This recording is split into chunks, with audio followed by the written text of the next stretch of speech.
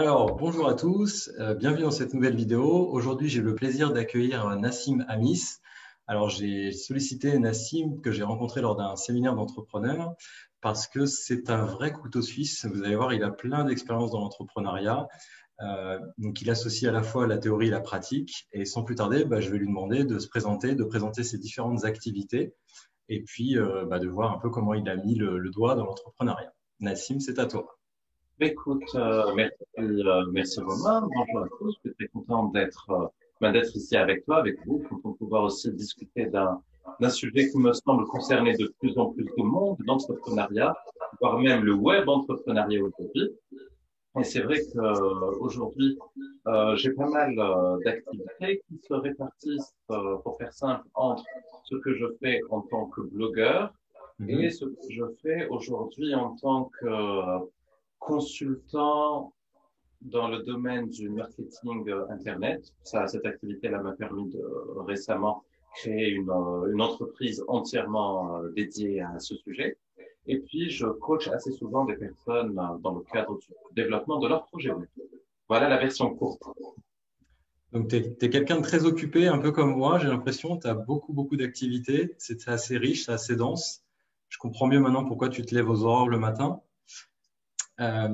Comment est-ce que tu en es venu à entreprendre? Alors, j'imagine que tu n'as pas eu toutes ces activités en ligne du jour au lendemain. Ça s'est construit petit à petit.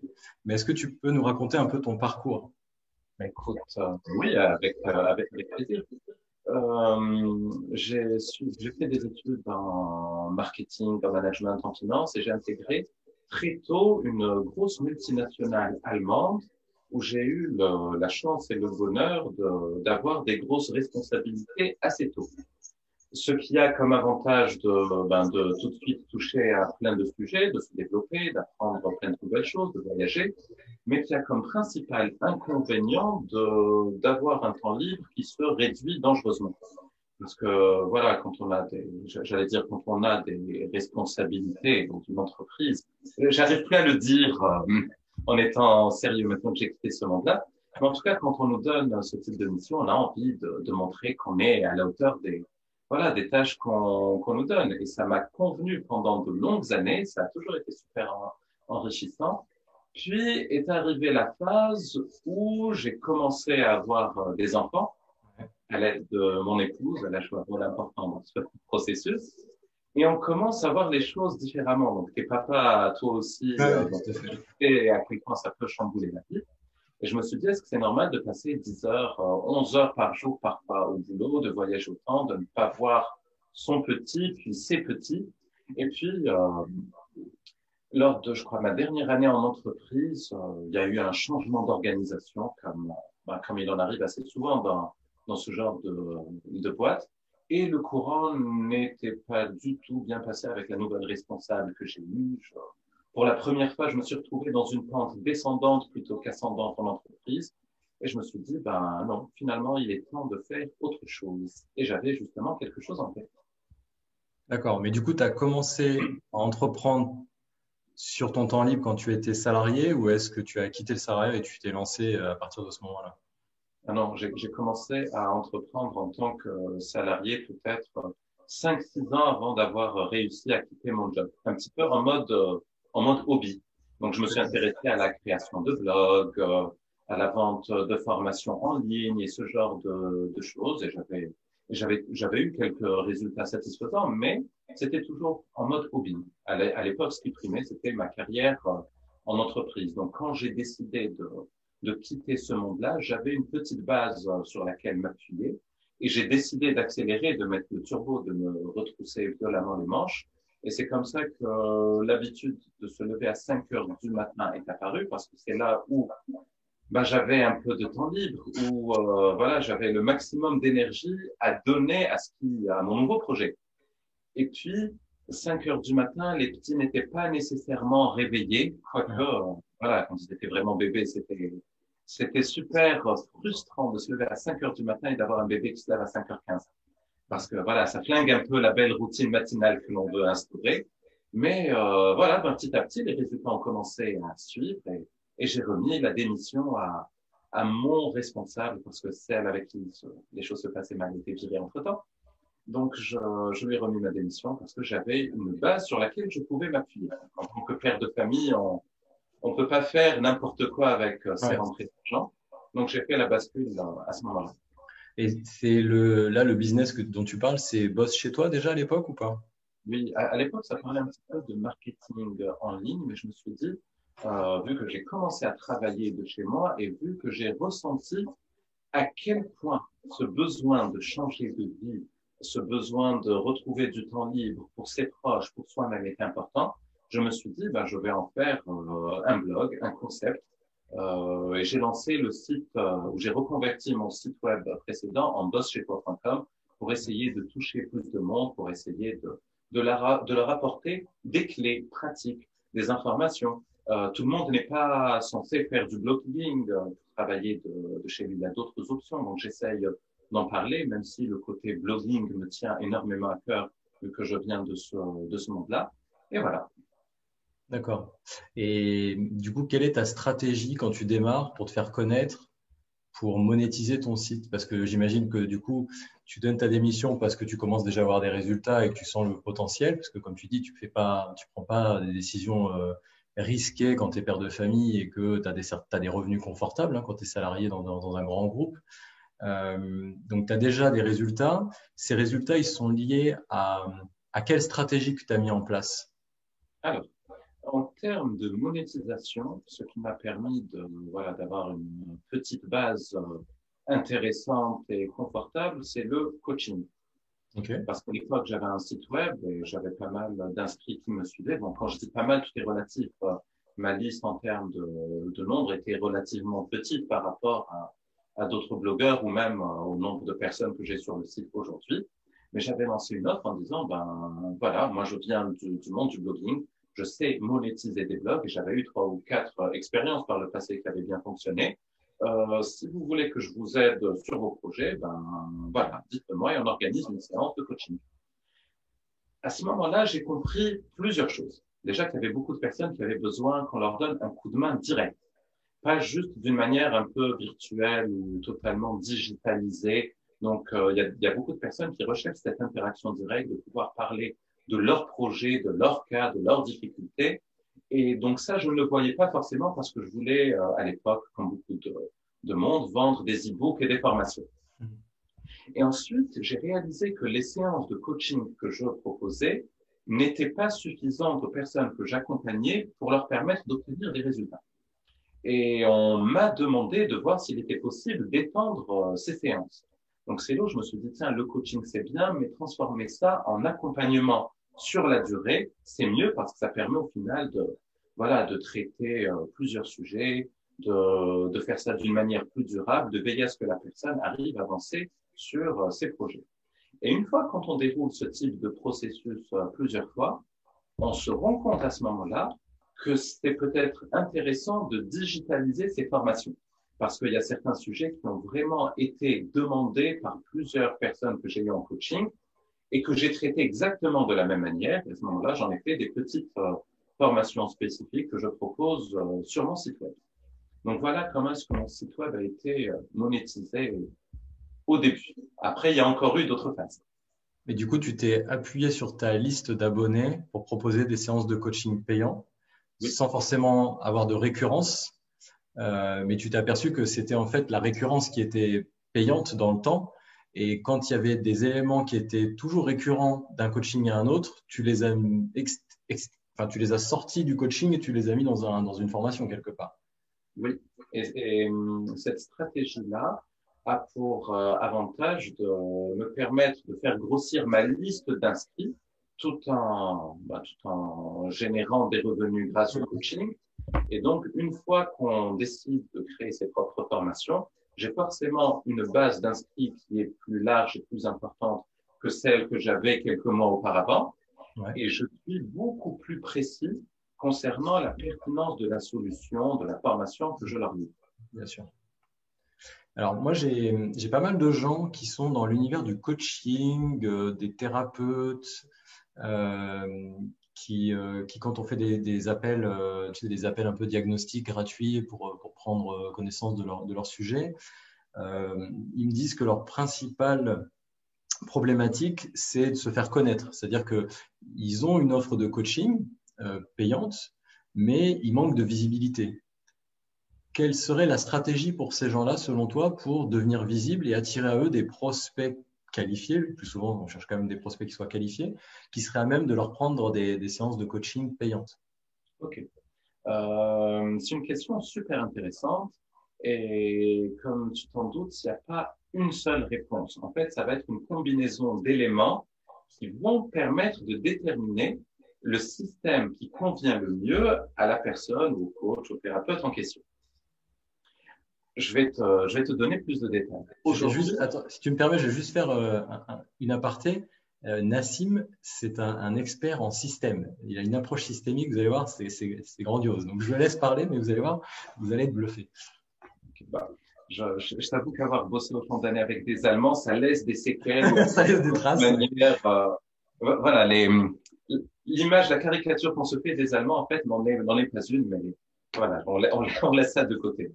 En fait, il va falloir déterminer quels sont les domaines où la personne en question est à l'aise pour communiquer, quel est également son budget. Parce qu'aujourd'hui, si on a envie d'obtenir des rendez-vous, c'est assez simple, on fait de la publicité payante. Ça demande de maîtriser pas mal de choses pour pas gaspiller, dilapider son argent, voilà, en ayant des annonces qui se baladent sur Facebook ou sur Google et qui ne rapportent rien au final. Ça demande une certaine expertise, mais ça demande également un budget. Il y a des techniques à côté de ça qui permettent de gagner en visibilité, qui demandent un petit peu de temps. Ça concerne tout ce qui est création de contenu, que ce soit de la rédaction d'articles, que ce soit de l'enregistrement de vidéos sur YouTube. Et ça demande du temps pour avoir des résultats, parce que voilà, YouTube ou Google, bon, au final, c'est la même histoire.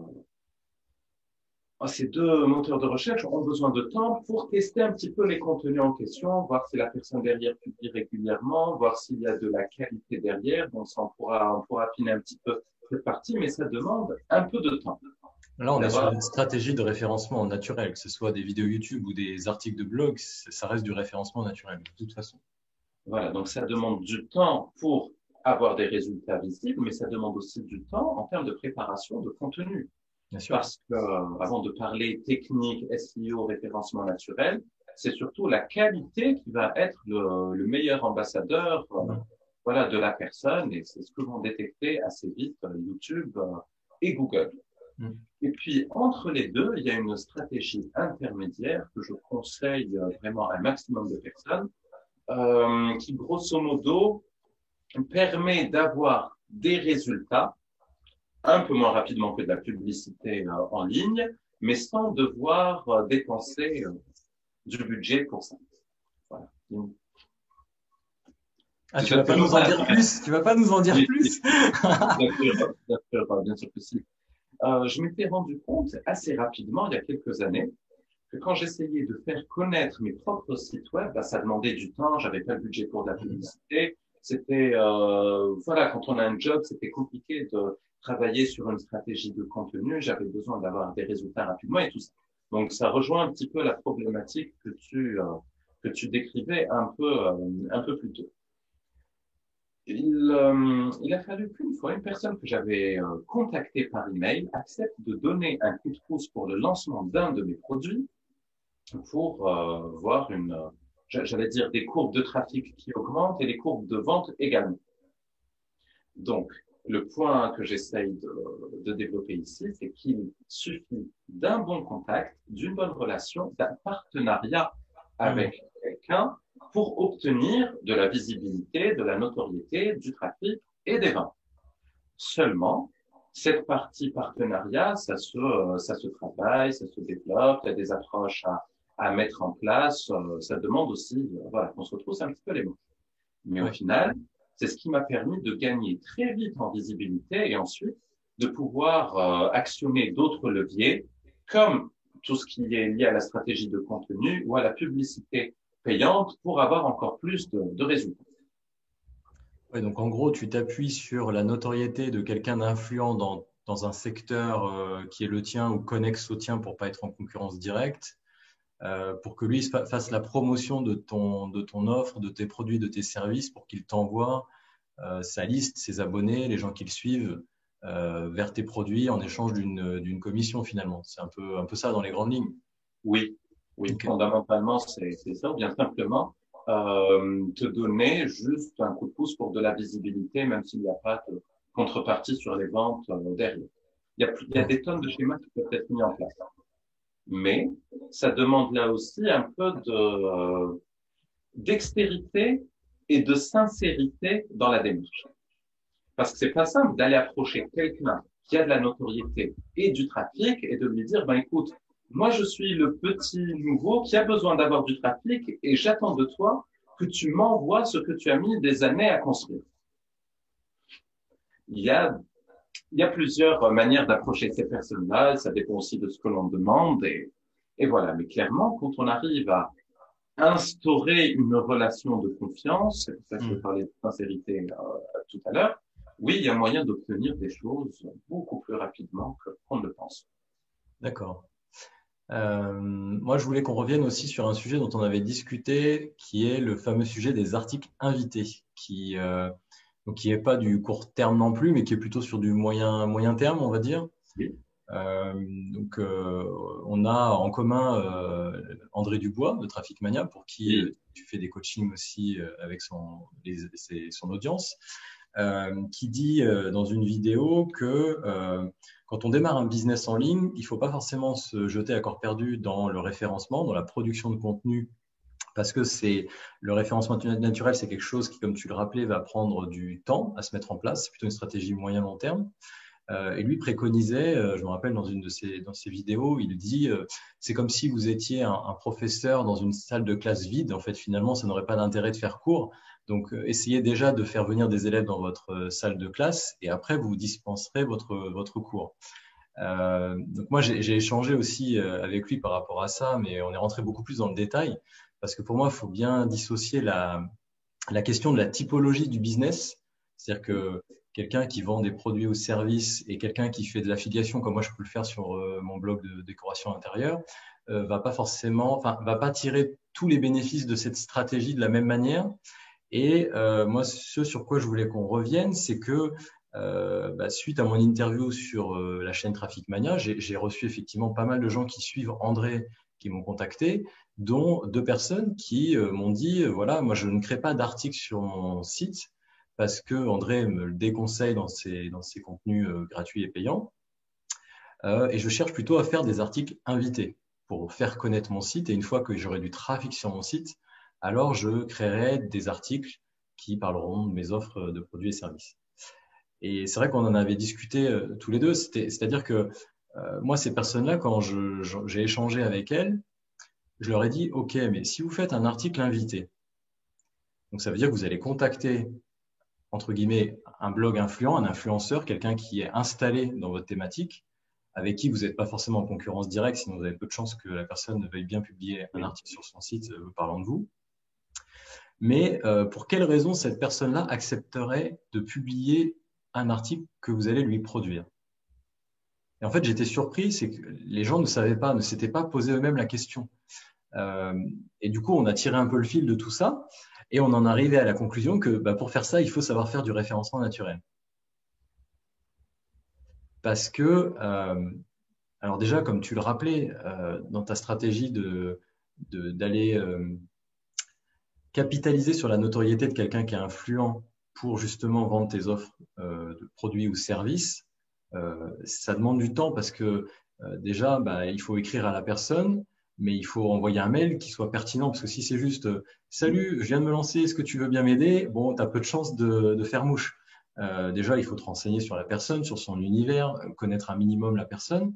Et après, comme tout partenariat, si c'est pas du gagnant-gagnant, tu mets pas toutes les chances de ton côté. On est d'accord. Et un article invité, c'est la même chose. C'est-à-dire que si moi demain je lance un site internet et que je contacte quelqu'un de référent dans ce domaine en lui disant bonjour, je voudrais vous écrire un article invité, est-ce que vous accepteriez? C'est léger.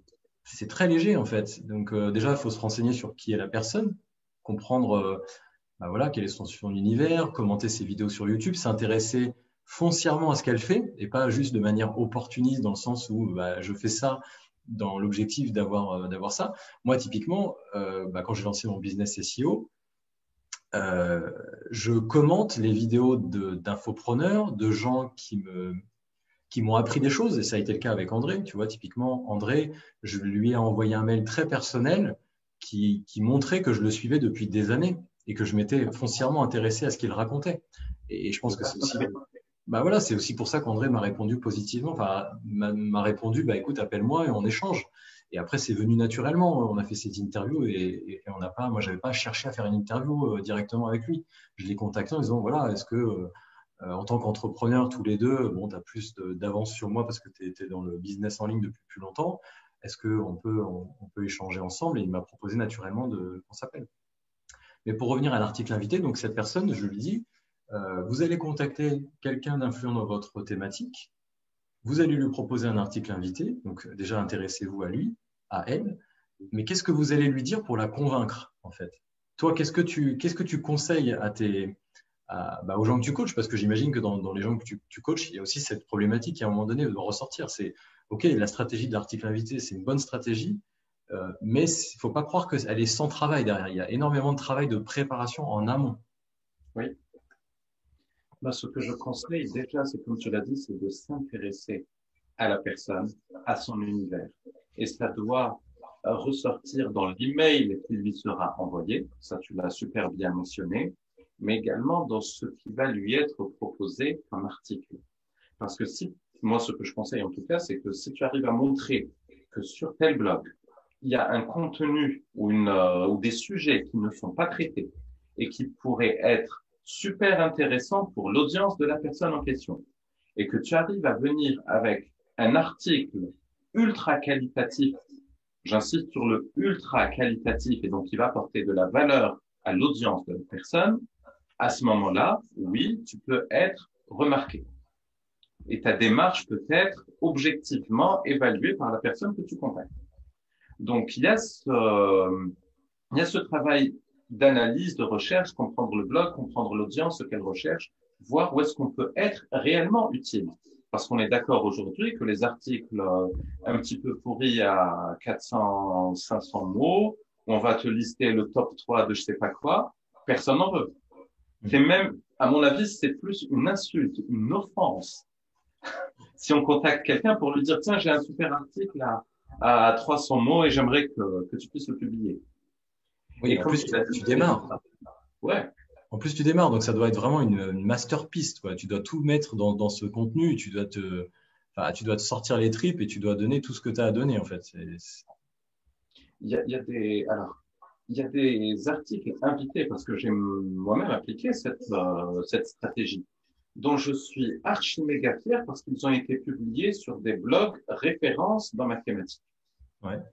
Mais si tu jettes un coup d'œil à ces articles, donc ce qui est visible, c'est que ce sont des articles vraiment de 2000, 3000, 4000 mots, assez bien structurés, ultra clairs, avec beaucoup de valeur dedans.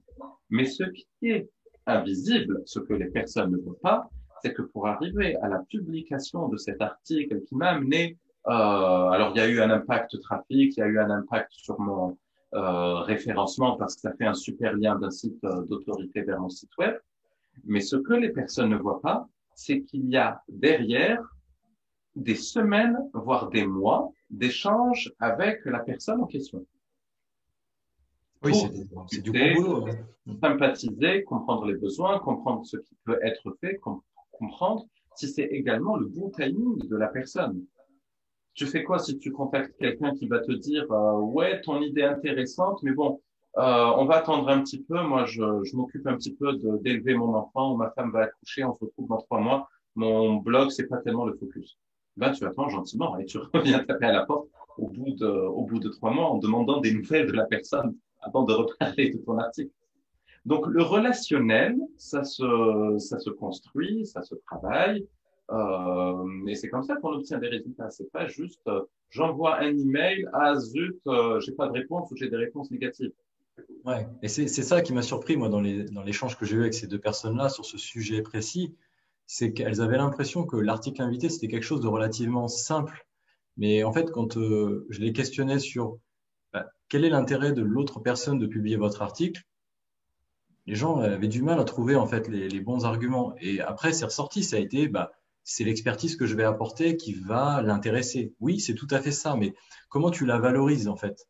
Euh, André disait d'ailleurs dans une vidéo récente où il dit, moi je reçois plein de demandes de ce type-là, et les gens me disent, je peux t'écrire ce que tu veux, comme si c'était à lui de préciser sur quel sujet il fallait qu'on lui écrive un article invité. Il dit, mais moi j'ai pas le temps d'aller regarder sur quel sujet ça serait intéressant de créer un article.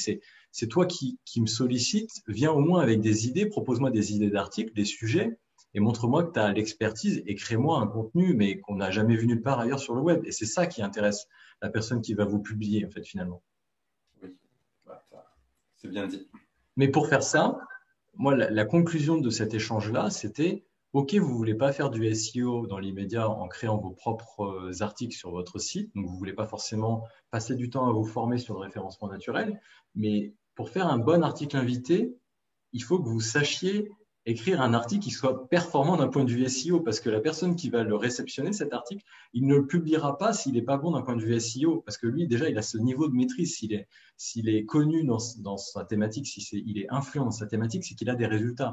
Et les résultats, globalement, la plupart des gens qui sont installés depuis de nombreuses années, ils sont connus aussi à travers leur référencement naturel, que ce soit à travers des vidéos YouTube ou des articles de blog.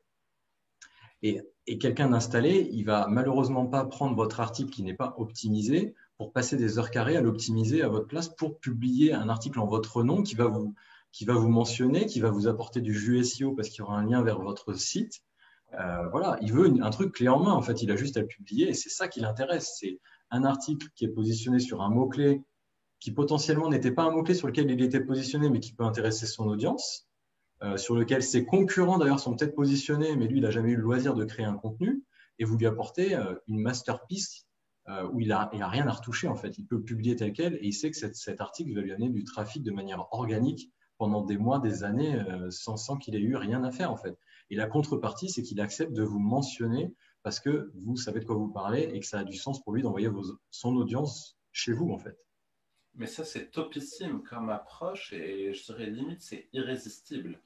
Parce que je parlais tout à l'heure d'apporter du contenu de valeur à l'audience de la personne, chose que la personne qui gère le blog peut apprécier ou devrait apprécier. Mais si tu lui montres que le deuxième effet qui se coule, c'est un impact référencement parce que l'article a été pensé de cette manière, ça fait une proposition quand même béton. Moi, je vais même plus loin. C'est-à-dire que ce que j'ai expliqué aux deux gens qui m'ont passé cet appel-là à propos de cet article invité, je leur disais que s'ils se forment au SEO, donc moi, pour l'instant, j'ai qu'une formation payante parce que je démarre dans ce business-là, mais dans ma formation, j'apprends aux gens par rapport à leur thématique, à lister les mots-clés qui intéressent leur persona, leur prospect, et après à créer des contenus de qualité d'un point de vue référencement. Et encore une fois, je te rejoins et je rejoins André aussi et plein d'autres personnes, c'est que le contenu, c'est la matière première. Donc, il faut vraiment un contenu de qualité qui soit pertinent par rapport à l'attente de l'internaute. Le SEO, ce n'est que saupoudrer, tu sais, le truc là, à la mode, saupoudrer, c'est saupoudrer ton article, en fait, ta matière première, avec des petites optimisations qui vont faire la différence quelque part. Mais si tu as un contenu qui est pourri à la base, tu auras beau l'optimiser, tu n'en tireras rien. Donc ça, c'est vraiment la règle de base. Et c'est ce que je rappelle systématiquement dans ma formation et dans tous les calls que je peux faire avec ces prospects-là. Mais ce que je leur explique, c'est que dans cette formation-là, euh, s'ils la suivent, ils sont capables de contacter quelqu'un d'influent dans leur thématique et de lui dire, écoute, j'ai remarqué que sur ton site, tu étais positionné sur plein de mots-clés, mais tes concurrents ont ces mots-clés-là sur lesquels tu n'es pas positionné, et moi, je suis capable de te produire un article de meilleure qualité qu'eux sur ce mot-clé-là qui va t'apporter du trafic. Et s'ils se positionnent mieux que tes concurrents, sache que tes concurrents, aujourd'hui, ils ont tel volume de trafic avec ce mot-clé-là. Donc, si je te crée quelque chose de meilleur et que l'article se positionne mieux qu'eux, je te garantis que dans un an, on se revoit et ton article, il t'amène plus de visiteurs qu'eux. Et ça, c'est des métriques. Enfin, je veux dire, moi, je suis blogueur influent dans la déco. Quelqu'un me dit, Romain, je peux publier un article invité sur telle thématique de la déco. J'ai vu un de tes concurrents, il était positionné sur ce mot-clé-là qui lui draine. J'ai aucune raison de dire non, en fait. On va me livrer quelque chose clé en main. Et la seule contrepartie, c'est de dire, bah voilà, cette personne, elle est dans une sous-thématique de la déco et je vais lui envoyer une partie de mon audience parce qu'elle m'a fait un travail de très bonne qualité. Et c'est du gagnant-gagnant. Mais ça suppose de se former en fait. Et ça, les gens n'ont pas forcément intégré. Ils n'ont pas forcément compris comme tel. Quand on leur dit article invité, pour eux, c'est allez, je vais écrire un article invité un peu au doigt mouillé, je vais prendre un sujet d'inspiration qui me passe par la tête. Et dans le meilleur des cas, ce qu'ils font, c'est qu'ils s'intéressent à la personne, ils envoient un mail personnel et ils disent, je te propose d'écrire un article sur tel sujet. Mais l'article, il n'est pas optimisé et il n'y a pas la donnée factuelle de tes concurrents ont ce type d'article, ils sont positionnés sur ce mot-clé-là et ils ont tel volume de trafic grâce à cet article-là. Et là, pour moi, c'est la cerise sur le gâteau, comme tu dis, c'est l'offre irrésistible. Tu peux pas refuser un article comme celui-ci. Tu sais, il y a tellement eu de communication ces dernières années sur le blogging, le côté revenu passif, business passif, qu'on en oublie parfois le côté actif et proactif quand on se lance dans ce monde-là. Et voilà, aujourd'hui, si tu veux t'imposer, tu as plein d'options à l'évoquer, mais c'est essentiellement une bataille sur la qualité que tu vas devoir remporter, que ce soit pour ton propre contenu ou pour le contenu que tu vas proposer dans le cadre d'une stratégie d'article invité. Et oui, ça, moi aussi, je reçois des mails, des questions, des personnes qui ne voient pas ou qui ne mesurent pas bien l'ampleur du travail derrière.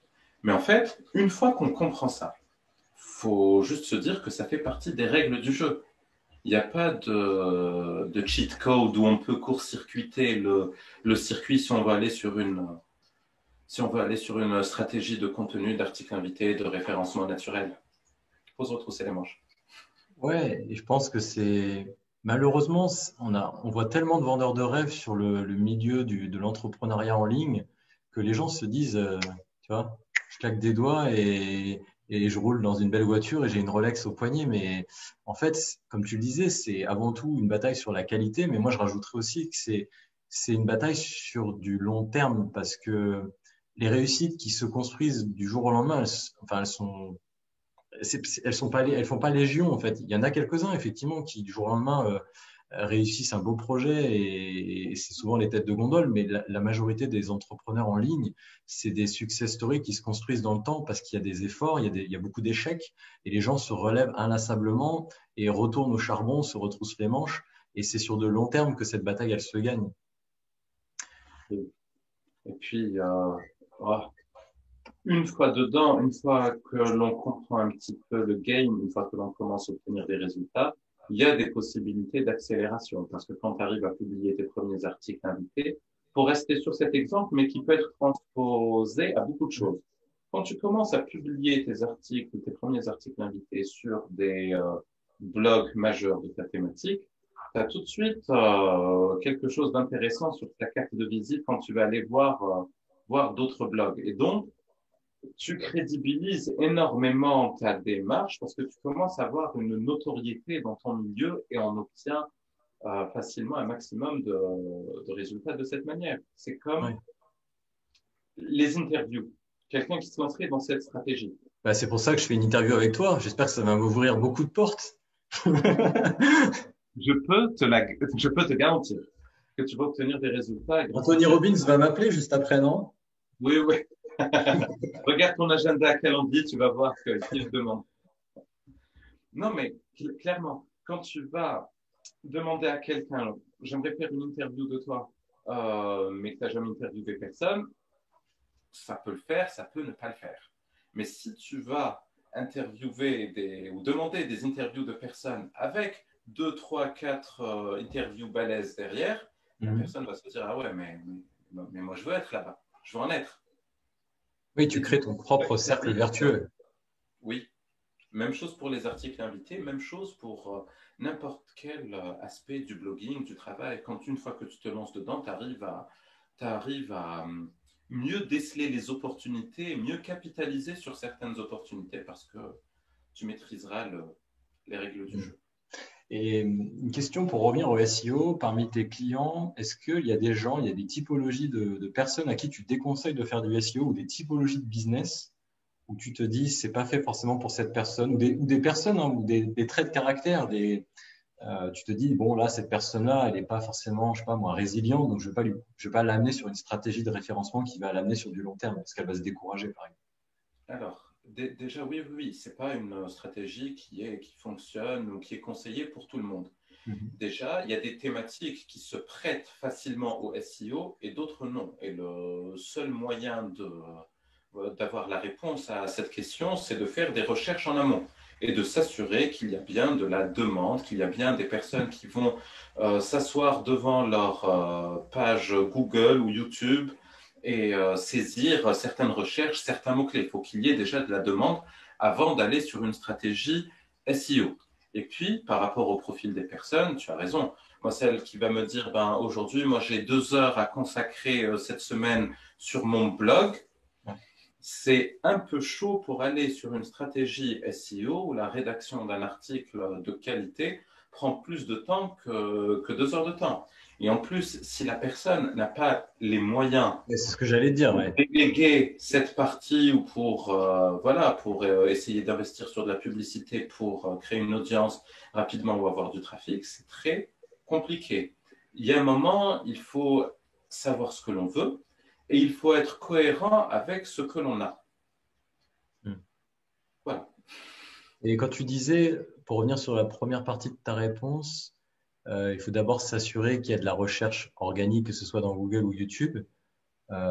Est-ce que tu as des typologies de business du coup où c'est pas du tout une bonne stratégie de se baser sur du référencement naturel, par exemple? Alors, Ça qu'est-ce serait que des j'ai? stratégies uniquement basées sur de la pub, par exemple? Ça ça pourrait être le cas. Alors, euh, il Parce que quand tu faut. es coach, par exemple, prends le cas des coachs. Euh, Moi, souvent, les gens qui m'appellent, qui sont coachs, ils ont une offre de service qui est des heures de coaching ou des formations que tu fais en autonomie. Oui. Et souvent, ils ont une partie blog sur leur site vitrine sur lequel ils parlent de la thématique qui est leur expertise, en fait. Et souvent, je remarque que les articles, ils sont pas performants. C'est-à-dire que la matière première, elle peut être intermédiaire. Je dirais pas qu'elle est excellente, mais on peut être encore optimisée parce que souvent les articles sont pas très très longs. Les personnes rédigent des contenus comme ça en se disant tiens, cette semaine sur quoi je pourrais écrire, mais il n'y a pas de vraie stratégie d'identification de sujet. La structure même de l'article, elle n'est pas optimisée, c'est-à-dire qu'il n'y a pas les intertitres qu'il faudrait, il n'y a pas les balisages ne sont pas dans le bon ordre. Euh, on voit bien que les titres donnent pas envie de cliquer, donc tu Oui. maximises pas le fait que même si tu étais présent dans Google, les internautes auraient envie de cliquer plus sur ton article plutôt que sur les autres résultats de recherche.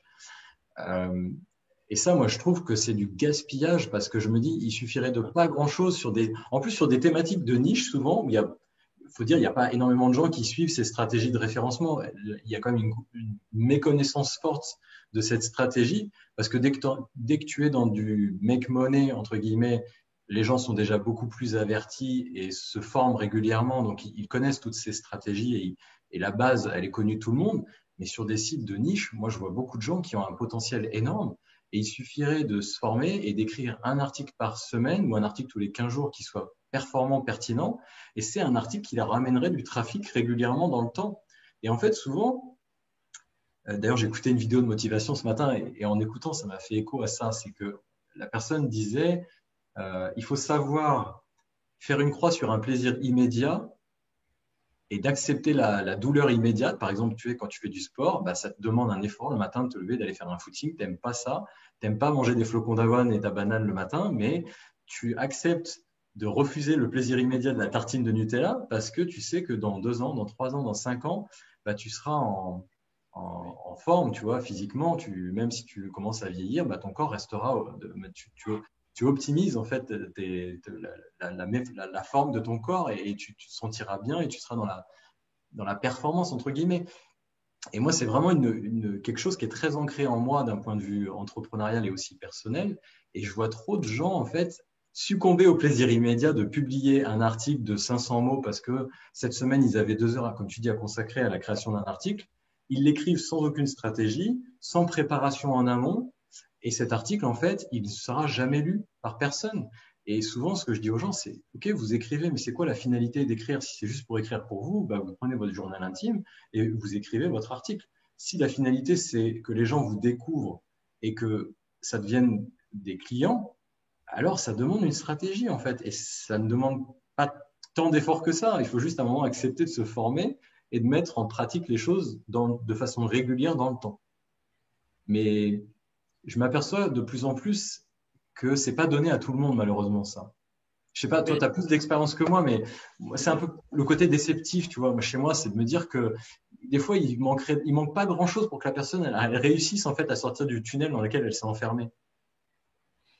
il y a, il y a plusieurs solutions possibles. Il y a bien évidemment, si la personne bosse un peu, travaille ses compétences, comprend qu'aujourd'hui, ben voilà, pour obtenir du trafic, il y a quelques règles sur la qualité du contenu, sur la recherche de mots-clés, d'expressions clés en amont. Donc, si la personne se forme à tout ça, elle a des moyens d'obtenir des résultats qui demanderont peut-être un peu de temps à apparaître, mais qui ensuite pourront lui apporter des bénéfices sur la durée. Maintenant, sur la thématique que tu abordais, dans le cas des formateurs et des coachs, parce que j'ai discuté avec énormément de personnes voilà, qui ont ces activités-là, certaines d'entre elles ont des activités et des savoir-faire très spécifiques Bah oui. où on n'arrive pas à trouver immédiatement suffisamment de recherches, par exemple, qui sont effectuées par les internautes et qui pourraient leur apporter du trafic. En tout cas, pas directement. Et c'est là où je vais en venir. Je vais faire une analogie avec mon propre blog sur le travail à domicile pour que tu puisses comprendre quelle est la stratégie que je conseille à ce moment-là. Aujourd'hui, moi, je propose des formations un petit peu en rapport avec le blogging et le freelancing. Dans certains cas, il y a peut-être trop de concurrence sur certains mots-clés, sur d'autres mots-clés, il n'y a pas assez de trafic, mais je sais qu'il y a un besoin. Et l'idée, la stratégie, c'est d'aller chercher ces personnes-là, mais d'un peu plus loin. Et c'est pour ça que sur mon site web, j'ai des articles qui vont parler de travail à domicile, 40 idées 40 idées à mettre en place pour travailler de chez soi, 35 idées pour avoir un complément de revenu, 30 stratégies pour renforcer ou pour se créer un complément de salaire. Donc, ces articles sont plutôt bien référencés. Je vais attirer beaucoup de monde, dont une partie de ce monde-là va être redirigée sur mon site web vers la partie que je juge intéressante, pertinente et sur laquelle je pense être un petit peu compétent, en tout cas plus compétent que les autres sujets. Et je vais leur parler de freelancing, de blogging et les amener naturellement vers ce que je sais faire. Et Donc dans j'ai l'éveil aux jeté besoins, en un fait. pont, mais un peu plus long. Ouais, en fait, tu es dans le tunnel de conversion, mais tu te mets pas en bas du tunnel, tu te mets le plus en haut possible dans l'éveil aux besoins. Donc, tu parles de sujets qui sont avec un large spectre. Et parmi ces sujets-là, la solution va être à un moment de faire du freelancing, de lancer un blog, en fait. Voilà. Mais, alors oui, c'est une stratégie qui est très congruente. Après, pour compléter le propos, souvent dans tout ce qui est coach, Euh, moi, ce que j'observe pour regarder un peu le SEO dans ces thématiques-là, qui sont très nichées, où il n'y a pas forcément de gros mots-clés avec des gros volumes, euh, mais moi, je trouve que cette faiblesse-là, il faut en faire une force dans le sens où, quand tu démarres le référencement de ton site, il ne faut pas t'attaquer à des gros volumes, à des mots-clés qui drainent énormément de gros volumes de recherche parce que tu es en concurrence avec des gros sites et que tu as très peu de chances de leur passer devant parce qu'ils ont l'antériorité, ils ont la puissance SEO que tu n'as pas encore parce que tu démarres. Et du coup, la stratégie, elle consiste à aller attaquer des mots-clés de longue traîne, donc des mots-clés qui sont très longs, très qualifiés. Donc, en gros, pour ceux qui regarderaient cette vidéo et qui ne savent pas de quoi on parle, le mot-clé chaussures de sport, c'est de la courte traîne. Le mot-clé chaussures de sport pour homme Adidas, ça va être de la longue traîne. Donc, en fait, il faut aller chercher des mots-clés qui sont beaucoup plus nichés, avec des volumes de recherche un peu plus faibles, voire même beaucoup plus faibles. Donc, c'est des mots-clés qui sont moins recherchés par les internautes dans Google, mais qui sont très qualifiés, en fait. Si tu es naturopathe et que tu cibles le mot-clé comment s'endormir sans médicaments, bah, c'est peut-être que 70 recherches organiques par mois dans Google. Mais si tu es dans le top 3 des articles qui sont proposés sur cette requête-là, et que tu proposes un produit ou un service en rapport avec ce besoin-là, tu fais mouche en fait à chaque fois parce que tu sais que l'internaute qui arrive dessus, il a ce problème-là. Et ça sert à rien d'aller chercher un mot-clé qui est recherché 2000 fois par mois de manière organique et de tenter de te positionner dans le top 10 alors que vraisemblablement, si tu démarres, tu vas arriver dans la page 6 ou 8 de Google et tu seras 80e. Donc, personne n'ira voir ton site. Ça, c'est excellent. Il faut bien faire la distinction entre la solution que l'on peut proposer et ce que recherche la personne. Donc, ce n'est pas la même chose.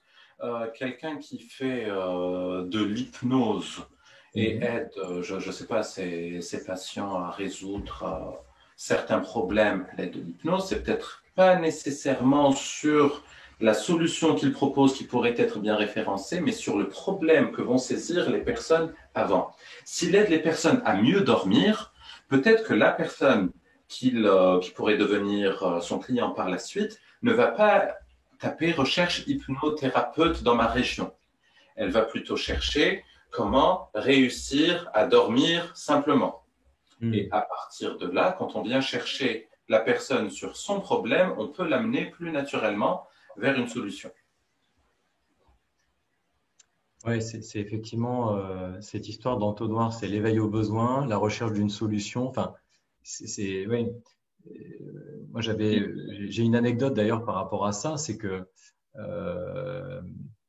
alors je peux peut-être pas la donner cette anecdote parce que ça serait donner trop d'informations à mes concurrents, mais effectivement, par exemple, je prends mon cas dans la déco intérieure.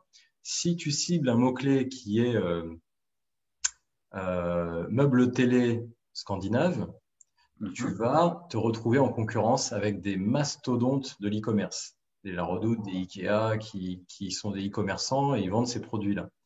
Donc, c'est des mots-clés avec un très gros volume, mais avec une concurrence qui est énorme. Donc là, tu es clairement dans l'entonnoir vers la fin. C'est-à-dire que le prospect, il sait qu'il veut acheter un meuble télé scandinave, il cherche juste à l'acheter.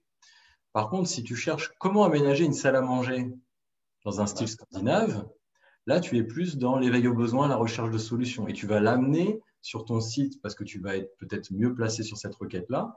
Et tu vas, dans ton article, faire un lien vers un autre article qui est ta sélection de 10 meubles télé scandinaves. Et du coup, tu t'es positionné sur de l'éveil aux besoins et tu l'amènes à refermer ce tunnel et tu l'amènes à considérer l'acte d'achat et tu reviens naturellement parce que quand tu as éveillé le besoin, c'était toi, c'était ton site. Donc, c'est là où il faut que tu arrives à créer le lien avec ton internaute, avec ton audience. Et naturellement, il pensera à toi quand il aura identifié qu'en fait, il a besoin d'acheter un meuble télé scandinave et que tu proposes une sélection de produits. C'est une super stratégie. Mais effectivement, oui, moi, je vois trop de coachs, de gens qui sont j'offre des produits, c'est plus des services généralement, ils offrent des services de coaching ou des formations et qui n'utilisent pas le pouvoir du référencement naturel en fait. Et qui cherchent toujours les réseaux sociaux parce qu'ils cherchent les solutions court terme et ils passent leur temps sur les réseaux sociaux. Et le travers de ça, d'ailleurs, peut-être que tu l'as déjà vécu, c'est que les gens, ils quittent un boulot de salarié pour entreprendre en se disant je vais avoir la liberté, etc. Et ils se créent leur propre boulot de salarié au sein de leur entreprise et deviennent prisonniers de leur propre entreprise parce qu'ils passent leur temps à aller sur les réseaux sociaux, à dénicher leurs prospects, à communiquer et ils ne capitalisent pas. Le SEO, c'est l'effet cumulé pour moi, c'est le Graal, c'est-à-dire que tu crées une fois et ton article il est censé te ramener des visiteurs tout au long des mois et des années qui vont suivre en fait. Et tu ne retouches pas, l'article tu le retouches quasiment pas. Et c'est ça la force du référencement naturel. D'autant plus que beaucoup de personnes qui choisissent cette stratégie de réseaux sociaux ne le font pas nécessairement convenablement. Où ça va être beaucoup de présence, beaucoup d'agitation. C'est pas tout le monde, bien sûr. Et au final, il y aura peu de résultats parce que c'est peut-être pas là où sont les personnes. Généralement, quand on est sur les réseaux sociaux, dans le meilleur des cas, les publications sont vues par dans le cercle direct. Dans le meilleur des cas, on a un groupe, mais quand on se lance dans ça, les groupes que l'on crée sont limités et les personnes n'ont pas systématiquement envie d'interagir avec chaque publication qui est lancée et qui est publiée. Et donc, je vois beaucoup de coachs et thérapeutes frustrés par ce qu'ils ont essayé de faire sur les réseaux sociaux. Là aussi, il y a des codes, il y a des stratégies à respecter. Ça demande du temps là aussi. Mais c'est pas juste en publiant ou en partageant des choses que des rendez-vous vont être pris, que des clients vont tomber. Donc, de toute façon, on est d'accord, je pense, tous les deux, pour dire que dans l'entrepreneuriat, il n'y a pas de secret, quelle que soit la stratégie qu'on choisit, ça nécessite de la formation. Oui, ça on est d'accord. Parce que faire les réseaux sociaux au doigt mouillé, ben effectivement, tu vas aller commenter, tu vas liker, mais c'est pas une vraie stratégie. Il y a pas de finalité en soi, en fait. Tu vas au petit bonheur la chance et tu récolteras pas forcément les résultats que tu attends. C'est, je pense, même la stratégie la plus frustrante et décourageante qui existe. Parce que quand tu publies un article de ton côté qui n'est pas optimisé pour le référencement, tu vois que ta courbe de trafic n'augmente pas, tu te dis ouais bon ça marche pas, c'est nul, je suis nul à la limite. Mais quand tu vas te mettre en avant, t'exposer sur les réseaux sociaux Ouais. et ne pas avoir de like ou de retour, ça Mais c'est terrible. c'est T'as ton fait ego qui prend une claque là. dévoiler de ta personne. Essaye d'apporter ton message aux autres avec la meilleure et la plus grande volonté au monde. Et tu vois que la mayonnaise ne prend pas ou que l'interaction n'est pas là, ça c'est dur. Parce que tu as l'impression d'avoir été juste ridicule ou à côté de la plaque. La formation est indispensable. Parce que qu'on le veuille ou non, que ce soit sur les stratégies qui nécessitent beaucoup de travail au quotidien, comme tout ce qui est référencement naturel ou même gestion des réseaux sociaux. Il y a des codes à connaître, il y a des choses à faire, il y a des choses à ne pas faire. Il y a un temps minimum nécessaire quand on fait les choses convenablement pour avoir des résultats. Donc, si on ne les fait pas correctement, il y a encore moins de résultats. Et puis, sur la publicité payante qui donne des résultats, je dirais, c'est peut-être là aussi où il faut se former davantage parce que si une publicité peut être sortie rapidement, l'argent que l'on met dedans peut disparaître quasi instantanément. Donc, Ça, c'est sûr. voilà. Ouais. D'ailleurs, moi, j'ai une expérience très personnelle avec ça, hein. J'investissais plusieurs centaines d'euros par mois sur de la pub réseaux sociaux, sur le gestionnaire de pub Facebook. Et j'ai suivi des formations et j'ai pris des coachings en one-to-one avec des experts de la pub, hein. Et pourtant, je suis quelqu'un qui quand même connaît très bien le gestionnaire de pub, mais comme tu dis, l'argent il part tellement vite dans les pubs que si ta pub elle est pas optimisée au détail près, en fait, tu peux flinguer les résultats et la performance de tes publicités, en fait. Ben, je me suis également énormément formé à tout ce qui était publicité payante et j'ai investi pour. Et je pense que c'est sans doute un des meilleurs investissements que j'ai fait. Parce que c'était peut-être une somme, mais en même temps, ce que j'ai appris, voilà, j'aurais pu farfouiller sur le web pendant des années, je n'aurais pas appris. J'aurais pas eu l'inspiration nécessaire. Même, comment dire, quand tu apprends quand tu reçois l'information de la bouche d'un expert qui a fait ses preuves, qui a des résultats, c'est pas la même chose que quand tu croises une information, même qualitative, dans un blog lambda ou dans une vidéo Mhm. sympathique. C'est marrant que tu dises ça parce que hier j'ai échangé avec une entrepreneuse qui est une cliente aussi à moi. Et parce que je suis en train de rédiger la page de vente de ma formation, parce que jusqu'à présent, j'avais pas de page de vente. Et donc, je replonge dans les souvenirs de mes débuts et ceux de mes clients. Et je lui demandais, du coup, quelles étaient les réflexions, tes frustrations, tes objections par rapport au SEO, au référencement naturel. Et elle me disait que quand elle a démarré, qu'elle a créé son activité en ligne, elle allait piocher à droite, à gauche des éléments, tu sais, des petits points de SEO, des petites optimisations, et qu'elle agrégeait tout ça dans un petit document. Et en fait, elle me disait qu'en fait, il n'y avait pas vraiment de stratégie, il y a pas de fil conducteur à tout ça, parce que à un moment, on va te dire, il faut que ton article fasse plus de 1500 mots. Après, on va dire, il faut que tu fasses du maillage interne. Après, on va dire, il faut que tu vérifies que ton taux de rebond, il n'est pas élevé. Et en fait, tu sais pas par quel bout prendre les choses, parce que t'as pas la stratégie, t'as pas le chapitre, le sommaire 1, enfin, le chapitre 2, le 3, et t'as pas le côté linéaire des choses. Et du coup, tu sors les rames, tu y vas à fond et en fait, tu n'as pas de résultat parce qu'en fait, tu n'as pas la stratégie. Et il y a trop de gens qui s'époumonnent et qui s'essoufflent. Alors là, bien sûr, moi, je fais un peu de pub pour ma formation, hein, c'est un peu l'objectif aussi, mais c'est pas tellement compliqué en fait. Il faut juste suivre. Euh, les gens qui ont eu des résultats, tu vois, comme moi, quand je prends une coach en pub Facebook, je vais voir les meilleurs dans leur domaine et je prends un coaching et ils me donnent en 1 heure de temps ce qui me manque parce que j'ai déjà des très bonnes bases et c'est ça qui me fait gagner un temps fou. Alors bien sûr, je pourrais me coltiner des articles en long, en large et en travers sur le web, mais quand tu es entrepreneur, tu as une vision aussi rapport temps-argent.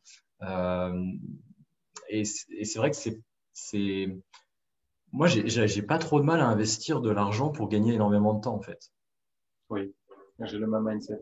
Ouais, voilà. Et je pense que ceux qui ont des résultats, ils ont ce mindset-là à un moment donné. Mais c'est sûr que c'est toujours compliqué moi, je l'ai vécu il y a pas très longtemps. Il y a encore l'année dernière, il y a un an et demi, j'étais en auto-entreprise et c'était mon argent c'était mon argent personnel, en fait, que je sortais pour investir dans mon entreprise. Et c'est vrai que chaque euro, tu le pèses bien, tu vois. Tu te dis, bon, là, je vais mettre 100 euros dans une pub Facebook. Est-ce que ça va être rentable? Et donc, le ROI, c'est une notion qui est très importante. Mais c'est vrai qu'une fois que tu passes en société, bon, bah là, enfin, moi, en tout cas, j'ai eu moins de mal à investir l'argent de la société pour grandir finalement. Faut trouver le bon équilibre entre ce que tu investis pour te former et le passage à l'action parce que il y a beaucoup de personnes, peut-être même moi, il y a quelques années, où on peut avoir tendance à empiler les formations, à vouloir rendre les choses trop parfaites voilà, en se masturbant l'esprit sur trop de détails. Et au final, ben, il n'y a rien qui est mis en place, il n'y a rien de concret qui voit le jour. Et on n'a pas de résultat alors que la partie formation était bonne, voire trop Hmm. bonne. Ouais, moi, ça m'arrive, c'est de faire des virées shopping à la Fnac, d'acheter 8 bouquins, tu sais, parce que je sors d'une conférence avec des entrepreneurs qui m'ont parlé de plein de livres sur la Ouais, PNL, sur ci, sur ça. Tu achètes tout et en fait, tu achètes la bonne conscience de dire c'est bon, je l'ai acheté le livre, donc quelque part, j'ai fait cette démarche-là de me former, quoi. et j'ai une super astuce pour toi. Vas-y, dis-moi. Tu mets une bibliothèque derrière toi et tu les places, ça donne l'impression que tu lis des livres. Et tu peux rajouter une guitare à côté parce que ça fait voilà, ça Côté donne un peu l'image arty, spirituelle quoi. et tout. Voilà, voilà. Ok, ça marche. Bon, en tout cas, Nassim, c'était un vrai plaisir de pouvoir échanger avec toi. Avant de te quitter, j'ai un petit travail à te demander.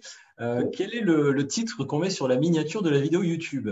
Il faut un titre qui soit aguicheur, hein, putaclic, comme on dit. Oula. Alors, qu'est-ce qu'on pourrait bien mettre? Tiens, Aguicheur. Ah bah, il faut À que la ça donne limite, envie. Il faut que ça donne envie. à Après, la limite à la limite du putaclic. la dernière vidéo que j'ai faite, c'était il paye son loft grâce au référencement naturel. Pas mal. C'est pas mal, hein. Et c'est vrai en plus, parce que mon ami Frege est concurrent, enfin, il est un de mes concurrents, il est dans la déco et il a acheté une surface qu'il a transformée en loft et il vit de sa passion pour la déco intérieure et les lofts grâce à son site internet. Donc, il paye son crédit grâce à son site internet. Donc, il s'est payé son loft grâce à son site web. Ok. Alors, ça peut être quand je vais faire décoller son activité ou son blog. Alors, Bah, ça va être plus sur ça peut comment être se faire connaître. Comment? ça peut être un condensé de stratégies pour faire connaître son activité le plus rapidement possible. Même s'il y a le côté SEO en même temps, les règles que l'on a partagées, les conseils permettent d'obtenir des résultats le plus rapidement possible avec le SEO. Donc, les meilleures stratégies pour te faire connaître? Il y a un condensé de stratégies en tout cas. Ok. Bah écoute, on débriefe tout ça par WhatsApp juste après. Comme ça, j'ai le temps de monter la vidéo et puis tu me donnes le titre définitif. Allez, nickel. Bon, En tout je te cas, laisse et puis je vais attendre l'appel de Tony Robbins pour la prochaine interview du coup. ouais. Laisse-le un petit peu en attente. Ouais, je vais dire, je suis un peu occupé en ce moment, je te réponds dans 48 heures. Ouais. Côté Merci look, beaucoup. c'est similaire ce qu'on a. Comment? Côté look, là, je réalise que, voilà. Ouais, toi, t'es plus carré, t'es germanique. Moi, je suis plus dans le côté latin, l'arrondi, tu vois. Et il me manque la guitare encore, mais il faut que je prenne des Ouais, cours. ça, J'ai pas le temps là. Je me forme encore au SEO, je ferai la guitare après. allez, ça marche. Un très grand merci encore une fois.